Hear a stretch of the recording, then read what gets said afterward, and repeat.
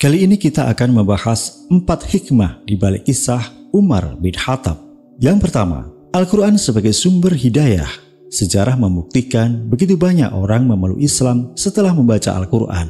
Sebab selain sumber hukum, Al-Quran merupakan muara kekuatan jiwa bagi kaum muslimin.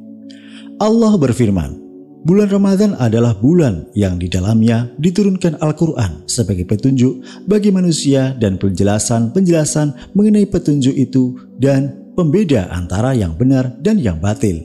Dijelaskan dalam Al-Quran surat Al-Baqarah 185.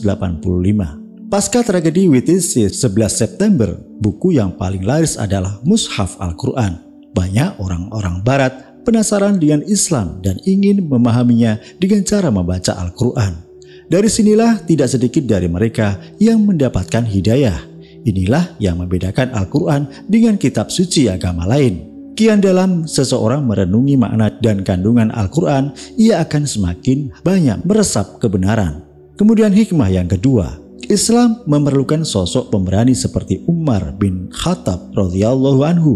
Disinilah pentingnya berdakwah pada orang-orang besar, penguasa, dan para pejabat.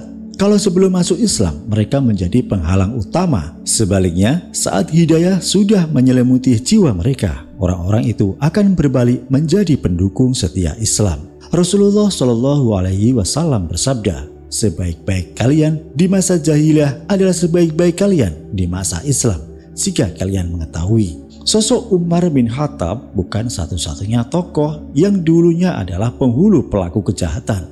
Tapi ketika masuk Islam, mereka justru memberikan kontribusi yang besar bagi kaum muslimin. Selain Umar bin Khattab, ada juga sosok Khalid bin Walid, Abu Sufyan bin Harb, dan Ikrimah bin Abu Jahal radhiyallahu anhum, serta beberapa tokoh lainnya. Kemudian hikmah yang ketiga, sosok Umar tidak hanya menggambarkan pribadi pemberani, tapi juga zuhud terhadap dunia. Inilah yang menambah kewibawaannya. Zuhud berbeda dengan miskin. Zuhud terjadi ketika seseorang mampu untuk hidup kaya, tapi ia menolak kekayaan itu. Sedangkan miskin adalah orang yang tidak mampu untuk memiliki kekayaan. Umar termasuk orang yang zuhud karena kalau mau, ia bisa mendapatkan kekayaan. Untuk itu, resep paling jitu bagi para pemimpin adalah meningkatkan kezuhudan. Kalau rakyat kelaparan, akulah yang pertama merasakannya. Kalau mereka kekenyangan, akulah yang terakhir menikmatinya, ujar Umar tentang hubungannya dengan rakyat. Kemudian hikmah yang keempat, keberhasilan Umar bin Khattab menjadi khalifah ditandai juga oleh kesuksesannya memperluas wilayah Islam. Dengan alasan inilah Michael H.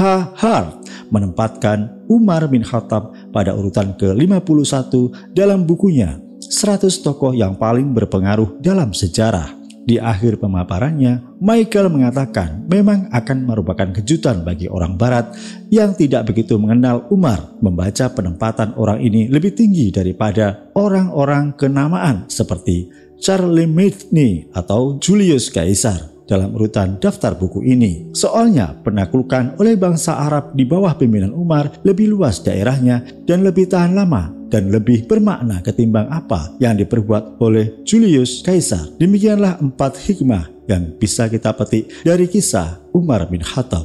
Semoga bermanfaat dan kita ketemu di video selanjutnya. Wassalamualaikum warahmatullahi wabarakatuh.